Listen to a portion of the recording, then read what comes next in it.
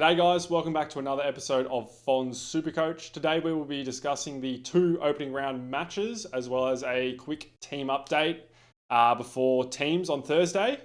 I expect my team to change a little bit between now and teams. I'll probably try and release an episode on Friday with how the team looks just after the first lockout, if you like. But anyway, let's get into the matches. So the first one we have is Sydney v Hawthorn. This match didn't go as I expected at all, to be honest. I thought Sydney would be a little bit better, and I was surprised by how good Hawthorn's midfield was. Let's get into it. I'll start with the Swans. So Matt Roberts, really high tog, and the role looks really good. They use him a lot across like half back and in defence as a chip mark. Only took one of, 10 kick-ins? Or 12, one of 12 kick-ins. But he received, I think he got 3 or 4 marks directly from the kick-in from Blakey. If the kick-ins go up, this could be an absolute smash pick. So I'd be very interested in Roberts if I were you. He is in my side for now. As I said, Blakey took almost every kick-in. I don't know if this is a pick for Classic Supercoach, but probably one to look for draft. Warren was good, kicked a couple of goals. Heaney looked like he got a little bit of attention from Nash. What else we got here? Patton. Patton was okay. Doesn't get a lot of ball and was handballing a lot. He also had an absolute mare in the first quarter, cost him a couple of goals. I have 2 issues with Patton. The first one is I think if he's only in the side for Cunningham, he's only going to get 2 price rises, and he's not going to score enough to make enough cash in those first 2 price rises. So that's issue number 1. Issue number 2 is, despite Hawthorn's short forward line, I thought the mix for Sydney looked off. Like Blakey, Rampy, and Melican as your 3 keys is... It's short and it's quite flimsy in my opinion. So I'm half expecting McCartan to get swung back at some point, which could mean that Patton loses his spot. The other guy on the side with the same spot as Patton was Wicks, and I thought Wicks played a little bit better than Patton. So, a bit concerned with Patton, although he put up a good score. So, yes, we take the 67. Wicks is too expensive to consider, although his role looks good, and I think he's actually pretty good at it. Will Hayward. So Hayward tagged Sicily in the third quarter. I'll talk a little bit more about that when we get to the Hawks. But that's worth mentioning. There could be some attention towards these slower intercepting types from Hayward. I wouldn't expect him to go with a Dane Zorko. I think Dane Zorko will leave him in his vapor trail. But that was interesting to see. Worth noting, Florent got banished forward.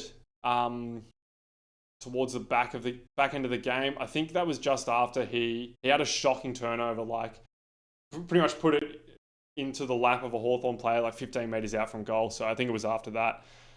Corey Warner was okay, had like a 1 big quarter and then was practically unsighted. Too expensive to pick, I think. Although I think he's got decent job security. Campbell, I don't know.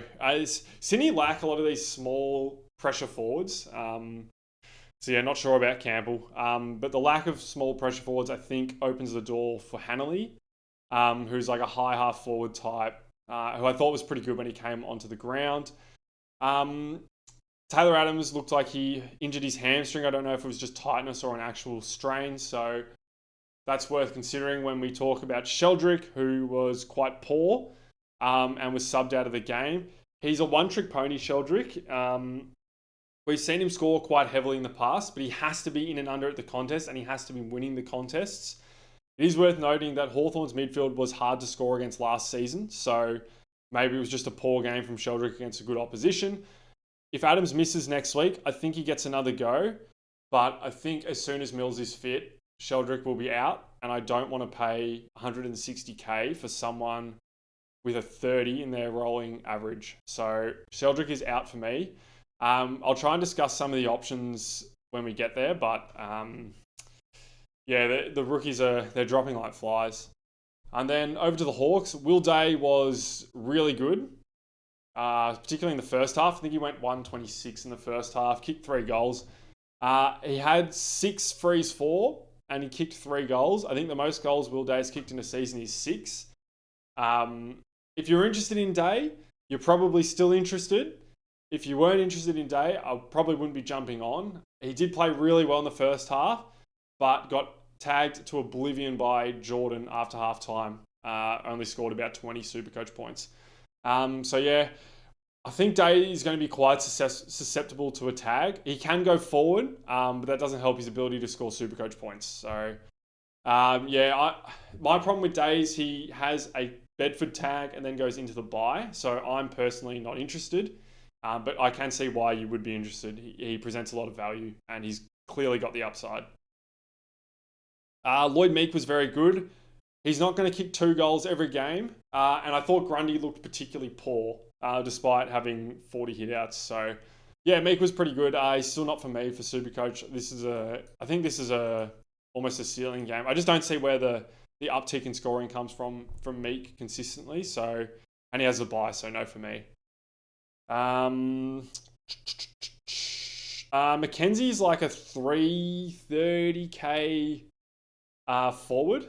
He was pretty good. And James Warple got injured. I guess I can speak about that now. I don't know who gets the uptick in CBAs with Warple going out. They'll probably bring in Ward, which could mean Mackenzie gets a big uptick in CBAs. I don't hate the pick, to be honest. I think I prefer it to Sanders, which probably sounds crazy, but yeah, I think that's where I stand on that. I don't want to talk too much about this. He's coming into consideration late, which is generally a bad sign. Sicily was absolutely dominating to halftime. He got tagged in the third quarter by Hayward, as I mentioned, and then he got thrown forward for the whole fourth quarter. So, Sicily did get attention last year. I've been big on Sicily all preseason. He's now out of my side. I don't want a whole quarter of forward time. Like 5 minutes, half a quarter, I can cop, not a whole quarter. Even if he kicks a goal or two, like it's not. I don't think he's a great forward. And the forward time is not conducive of good scores, especially if he's going to cop attention whilst behind the ball. So I'm inclined to wait on this pick. Still has to buy Deer or who's the other one? Lewis will come back at some point, and I think once that happens, Sicily will be a very good upgrade target. Dylan Moore was good. He's another one that could get the uptick in CBAs with Warple going out, so one to watch. Probably still wouldn't start. Newcomb was really good. He moved forward in the back half. I think he played a lot more forward time. I don't know if Rowbottom was tagging him as well. It would be strange to have 3 tags going at once. Seems like damage control instead of actually trying to win the game, which is not how you should be playing sport. But anyway, Newcomb was pretty good. Still wouldn't start as a Supercoach pick. Warple injury I spoke about. Froster's the sub as well. Mitchell flagged Sicily getting thrown forward once Frost came on. I can see a world where Frost isn't named next week, that you actually still go with Sicily. It's not for me. I think it's not for me now. It's too risky. Also, I don't know if I spoke about Hanley enough. I probably still wouldn't pick, even though I think he will start next week. I still think he's got a job security risk once like Mills and Adams come back. That's game 1. And then the final game of the round, don't we just love opening round, was the Giants versus the Pies. This game didn't go at all as I anticipated either. Obviously, Collingwood kicked quite poorly, but about halfway through the third quarter, Collingwood completely ran out of gas. I don't think I've ever seen a full team run out of gas like this. It's very concerning about their fitness. I don't know. 27 degrees max. It's not a sweltering sort of heat. It was very strange. The whole team was cramping up. Dacos had about 6 cramps, and then the coach subbed someone else out. So I don't know. It was all happening. They were all cramping. A lot of the Giants players were cramping as well. I don't know if it was the game was moving quite quick at the start, so I don't know if that contributed, but that was definitely very strange to see. But yeah, let's get into it. Let's talk the Giants. Finn Callahan was excellent. Similar to Day though, like I don't know, he's kicked 2 goals. I don't know if that's going to persist going forward. I will say I prefer this to Will Day, I think. But I don't have either in my side at the moment. I think I prefer it to Will Ashcroft as well. But yeah, Callahan was very impressive. I think he will lose some CBAs once Green comes back. But I'm not 100% certain about that. I think there are worse punts to take than Finn Callahan. Sorry. So yeah. You wouldn't pick Kelly, but he was good. Same with Ash. Whitfield was quite good. He had a bit of a cramping going on as well late in the game. But yeah, he was good. There'd be, I don't know. That was just classic Whitfield. You wouldn't be fading him based on that. You probably wouldn't be picking him based on that. On that game. Who else have we got here? Brent Daniels is like a sneaky forward option. He's going to score well in wins. He's one that you could probably look at once you've got like a 24th primo, just as like a ceiling type score in your forward line that you'd be looping. So yeah, sort of interesting that pick there. Toby Green was good, but wouldn't be a pick. Who else have we got here? Connor Stone. I was quite impressed with Connor Stone. Took the game on, doesn't get a lot of the footy, sort of similar to Patton, but didn't have as many of the defensive lapses that Patton did have. He did have one early, but I don't think Schultz made him pay. Yeah, I don't know. Schultz was terrible. But yeah, I actually really liked Stone's game. And given that he's getting DPP, I've actually got him in my side right now. And I didn't have him before this game. Liked what I saw. So, yep, do like Connor Stone. Also, high TOG, which is very relevant for rookies. James Leake had low TOG. Didn't accumulate much. Wasn't overly impressed, I'll be honest. Think he's a talent. Just don't think he's quite there yet. And I think it looks like Green is a chance to play next week, and if not, certainly after the bye.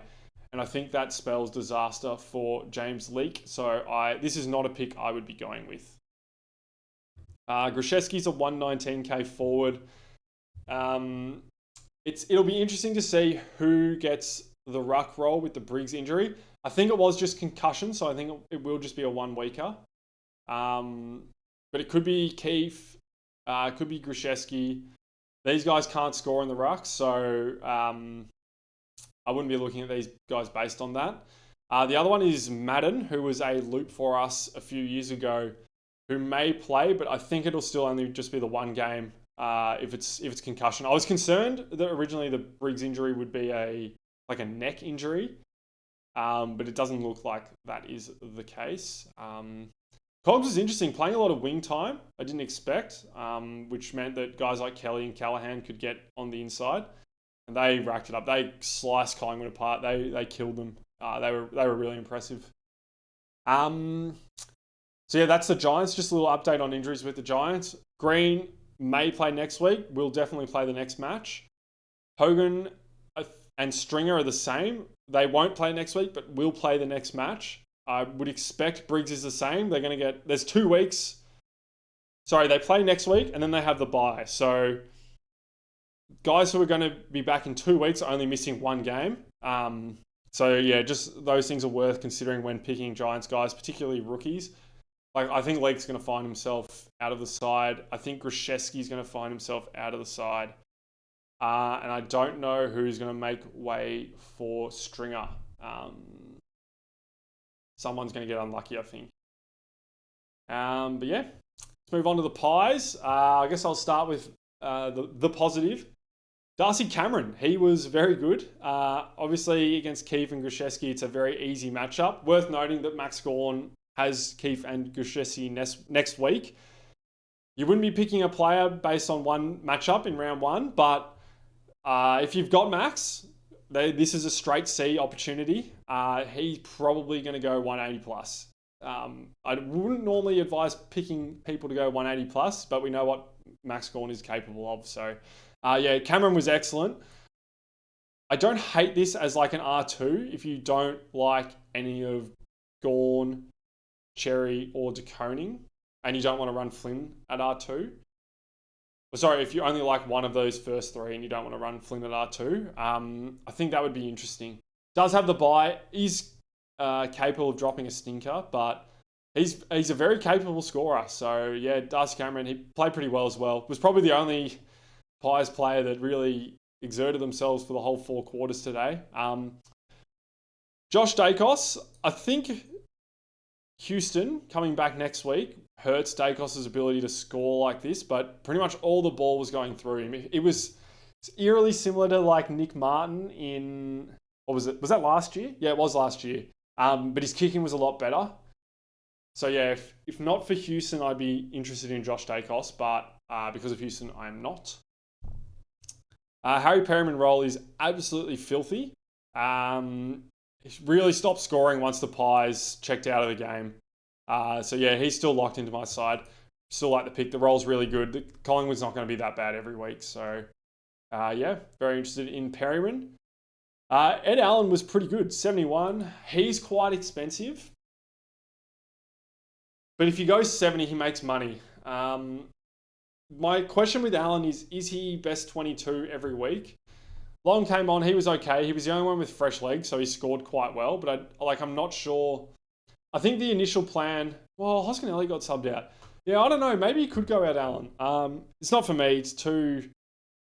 The job security is too murky for mine, so I'm not overly interested. But yeah, you could go there.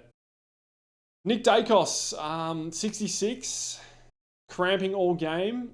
I don't know if that was plantar fasciitis related because of the shorter preseason. Not sure. But yeah, with a 66 in his rolling average, even if it is for one match, I think it's in your best interest to not pick Nick Dacos. His price is almost guaranteed to drop unless he goes like 200 over the next couple of games. So yeah, it looks like we'll be able to get him cheaper after his bye, just in time for upgrade season. So yeah, wouldn't be advising starting Nick Dacos anymore. Anyone else? Reece McInnes, he's just not going to score enough in this role, so wouldn't touch. And yeah, that's the other game. So I'll just go through the team really quick. Not much has changed. I've dropped Sicily down to Roberts. Because I think Roberts is going to outscore Sicily until those forwards come back for Hawthorn. And then I think it's Sicily's season, if you like. He'll be in my side straight away once that happens. So, yeah, got Roberts in there for now. That extra cash has allowed me to get to Sam Powell-Pepper, which I flagged in my last video. I can't remember which rookies dropped out for that. Well, Sheldrick has. It might actually just be Sheldrick. I've got Camporelli in. He's been named for round 1 already. Hoping he avoids the vest. But I was pretty impressed with him in that practice game. So I think he'll get a good run at it for a while. There's not a heap of threat to that other wing role for the Blues, unless Doherty jumps in and plays that. So yeah, I'm okay with this. Luke Trainer's getting massive raps on the Richmond Big Footy board and from Richmond supporters. So I think we will get him, which is why I have him over Patton. Richmond has to play these kids, so he's going to get opportunity, which is why I like the pick. Dawson, I'm still not sold on. I don't know if I want Rankin here. I don't know if I want Chera here. I don't know if I want Rosé here.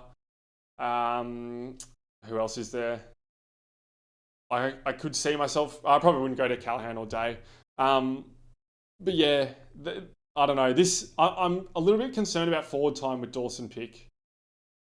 But we'll see. We'll see how that goes. And then, yeah, these rookies haven't changed. Still got Hewitt. The most recent update on Hewitt was that he is likely to be available for round 1.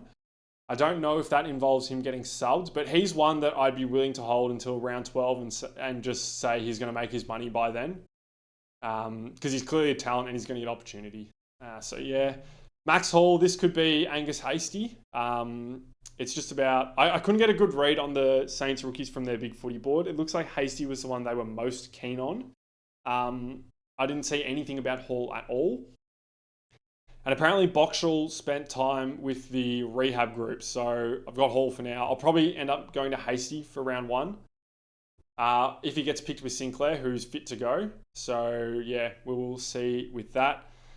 This extra money could go into Archer Reed up from Boyd if Boyd doesn't get named round 1. I'm not sure Archer Reed is going to make money, but at least he is making money. It could also go from like a Camporelli or a Hall to Finn O'Sullivan, depending on the role. I think Finn O'Sullivan's going to be very similar to Harry Sheasel in his rookie year, where we are going to want to be knowing where he's warming up at round 1 to know where to pick him. I would probably be playing him over Tucker at halfback if it was me, but I'm not the coach, so that obviously doesn't matter. But yeah, just one to consider. The other one that's worth considering for rookies is Luke Cleary. The Dogs like him. I think he's actually playing whilst Jones is injured.